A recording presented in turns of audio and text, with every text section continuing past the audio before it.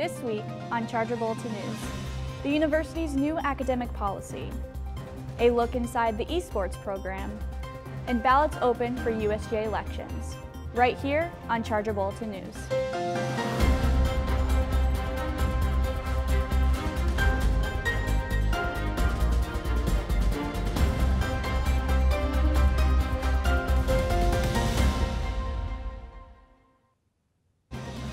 Hello and welcome to Charger Bulletin News. I'm Kaylee Feshler. And I'm Alex Severo. Let's take a look at this week's stories. The COVID task force declares yellow status as cases continue to rise. 17 positive cases have been added since last week. The quarantine number currently sits at 59. This number may fluctuate due to contact tracing. 47 students remain in isolation, including those who elect to stay in university-sponsored isolation housing. The COVID-19 task force reminds all students, faculty, and staff to wear a mask, wash hands, and maintain social distancing while on campus. The university has implemented a new pass-fail policy for the spring semester. The new policy allows only students in good academic standing to choose courses for pass-fail. Students can select up to 3 courses for their entire undergraduate experience for pass-fail. The policy can only apply to elective credits placed towards a bachelor's degree. The new policy is now in effect and is not related to COVID-19. Contact your advisor and fill out the pass-fail form before the deadlines you see on the screen. The Burgami Center for Science, Technology, and Innovation hosts some of the most technologically advanced rooms on campus. One such room, called The Stable, is home of the university's varsity esports team. Kayla Muchler is here with more. Thanks, Kaylee. Esports is in full swing with competition between universities, and it goes all down in The Stable.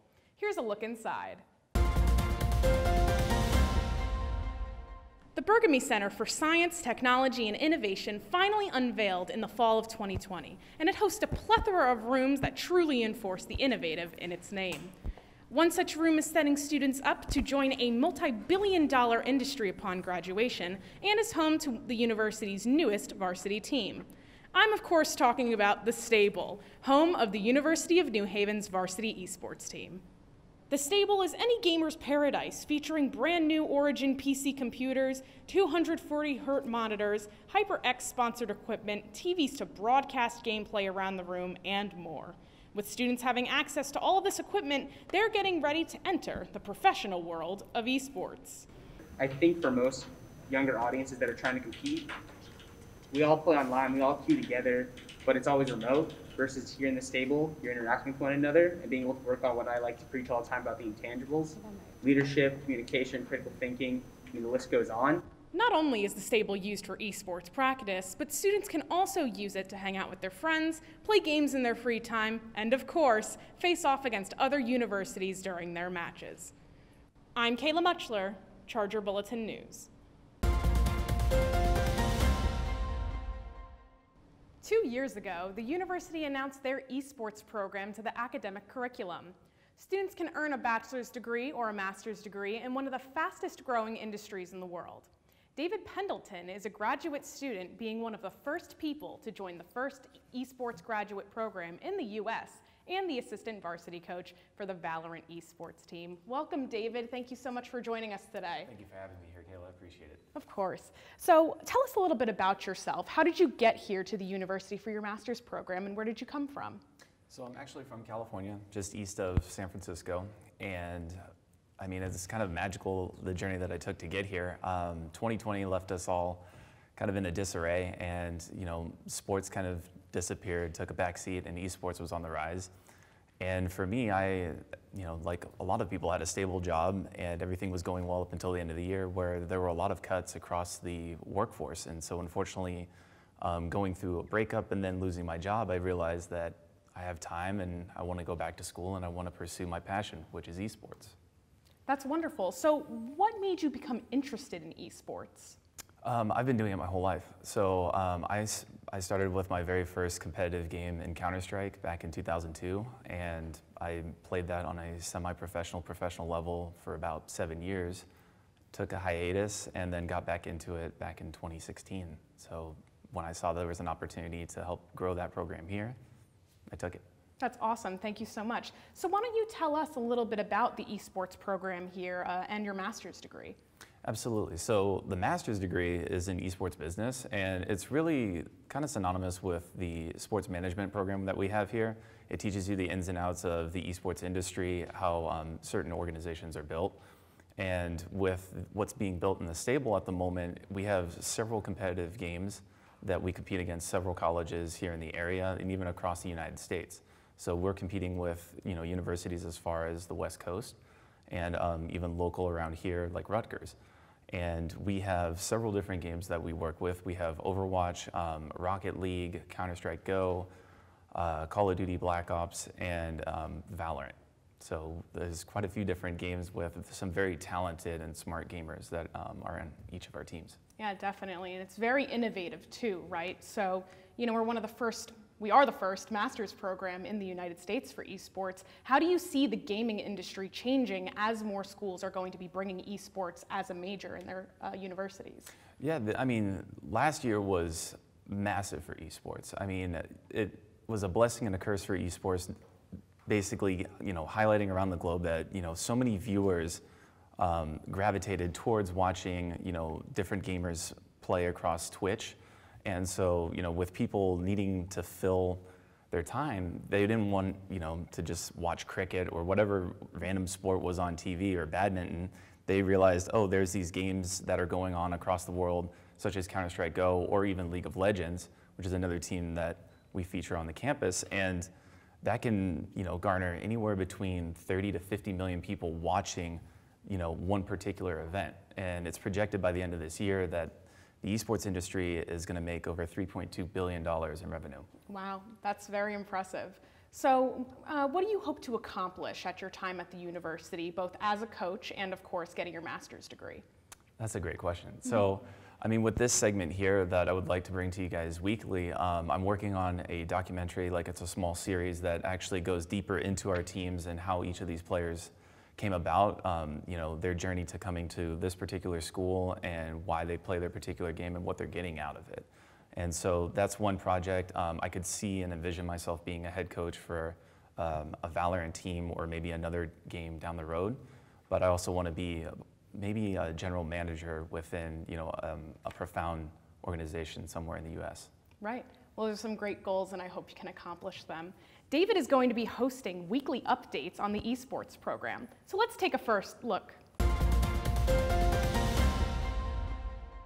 First highlight to kick off our segment, we see our Counter-Strike Go team's exceptional rifler, Jax Molar, is coming up huge with a triple kill as he entry flashes B and takes down Northeastern University with a spray. Nice job, Jaxmo. Up next, we have an acrobatic display from Owen Cracks Kern as he races down the side of the pitch, goes sailing through the air, receives a pass from Matt Winsy Windows, and deflects it back to Alessandro Marzi Martinez, who shoots it back up to Cracks as he guides the ball into the net, securing the point and eventually the match. Great job to all three studs. Concluding our first esports highlight reel is our rising Call of Duty star Tyler Iverloo Sitnik, who annihilates the other team in the middle of the map with a quadra kill, snaring their opportunity to take the hard point and ensuring his team victory against the University of Hartford. Excellent work, Tyler. One more top.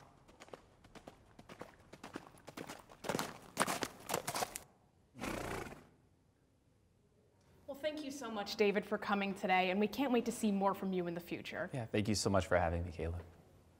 Back to you, ladies. Thanks, Kayla. Find out more about our esports program on the university's website, www.newhaven.edu. Residential students have reported stolen car parts from their vehicles parked at Atwood Apartments. UNH Public Safety has released a statement addressing the incidents. Chief of Police James Gilman said, "Over the past several weeks, UPD has investigated the theft of several catalytic converters from vehicles parked at the Atwood and Harry Gary Hall. The incidents have occurred during the early morning hours. UPD is asking for your help by reporting any suspicious activity via 911 through the LiveSafe app or directly to UPD. All cases currently remain under investigation." Are you thinking about next semester? The course schedule for the fall 2021 semester is out. Set up a meeting with your advisor to discuss courses and receive your registration pin.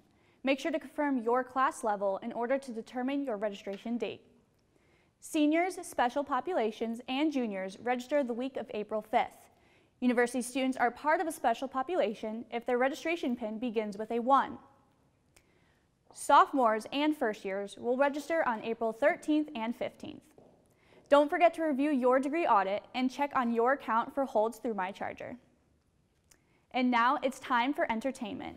Emily is back with the latest news in pop culture. What's new this week? Thanks, Kaylee. Paramount Plus is launching this week. The new streaming service acts as a rebranding for CBS All Access, Viacom CBS's existing streaming service. Their content will include live sports and news, as well as cable network content like Nickelodeon, MTV, BET, and movies from Paramount Pictures, MGM, and other studios. Like any other streaming service, Paramount Plus will also have their own original content, including 6666, a Yellowstone spin-off show, a Criminal Minds reboot, and Halo, based off the video game franchise. Kids can enjoy a new animated series based on Avatar: The Last Airbender and The Legend of Korra, an iCarly reboot, and even live-action Dora the Explorer. Paramount Pictures also announced that upcoming movies like A Quiet Place 2 and Mission Impossible 7 will be available to viewers 45 days after their release in theaters. Hogwarts Legacy is an upcoming RPG video game set in the Harry Potter world in the late 1800s. The game, developed by Avalanche, allows you to customize your own character. Bloomberg reported that players will have gender-inclusive options. Players can create a character with a masculine or feminine voice no matter their avatar's gender. They will also be able to play as a witch or wizard no matter what previous choices they've made. This follows controversy from over the summer when J.K. Rowling faced backlash over harmful comments she made about the transgender community.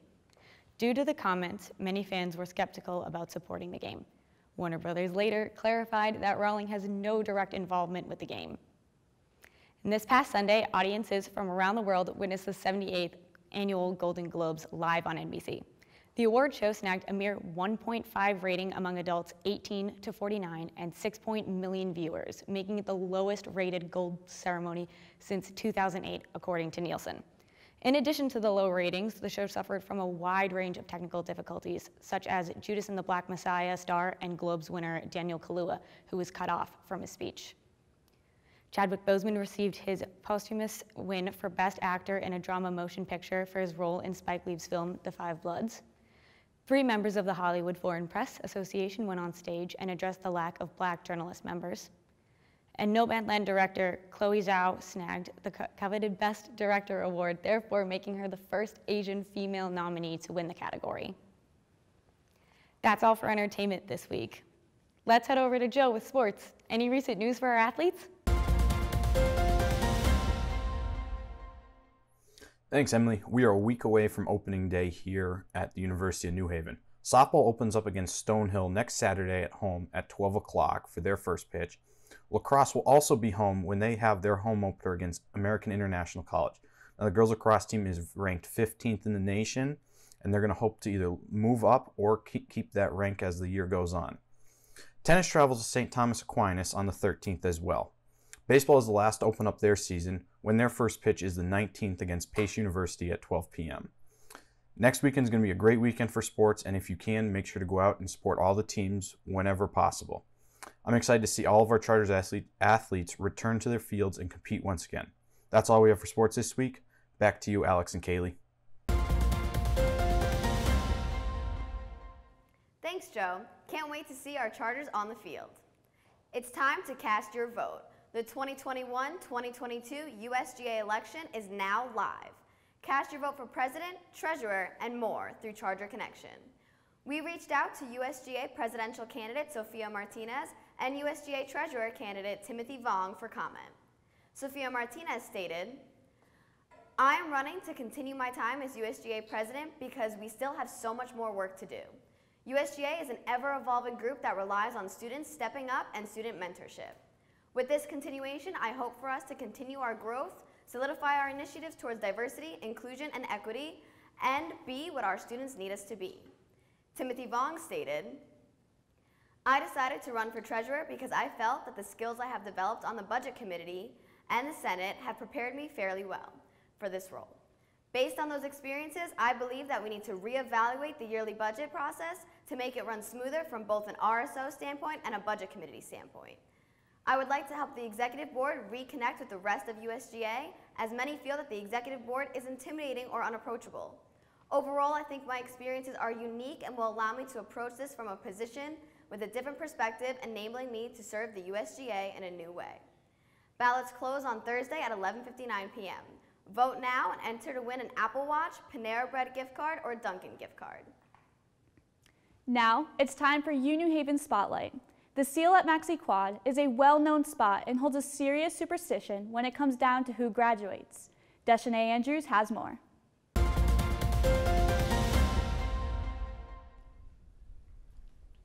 The seal at Maxi Quad. It's the heart of Charger Nation and the history that surrounds the university. Superstition says that as an undergraduate student, if you step on the seal, you will not graduate. Located right in front of Maxi Hall, the oldest building on campus. For 4 years, students followed the tradition of the seal. All roads lead to Rome, as some may call it, hold a special place in the hearts of Chargers, past and present. It's just always been like a thing, like other students, I know like alumni that I've talked to, you know, will still ask me like, oh, do you still tell a story about the seal? We actually just gave an alumni tour this past weekend, and she graduated in the early 2000s, and she asked about the campus seal. My cousin went here from 2008 to 2012, and she asked if we still tell the stories about the seal. So I think it's been like a good solid 20 years now. Is stepping on the seal a tradition or a superstition? I'll leave that up to you to decide. For Charger Bulletin News, I'm Deshanay Andrews. Thanks, Deshanay. Be sure to tune in next week for another edition of Charger Spotlight. Are you interested in research? The University of New Haven is planning a 10-week research experience for the 2021 Summer Undergraduate Research Fellowship, or SURF. This is an opportunity for undergrad students to conduct in-depth, hands-on research under the mentorship of a faculty member. The application form is available until March 19th. For more information, check out the SURF page on MyCharger or email surf@newhaven.edu for questions. A final decision on the SURF program will be based on the funding. The program is expected to take place virtually, and projects are also expected to be conducted in a virtual environment. Tuesday is the next recharge day of the semester. The Division of Student Affairs will host a few events for a day of fun and relaxation. Spend your day off hanging with friends, relaxing, or attending Recharge Day events.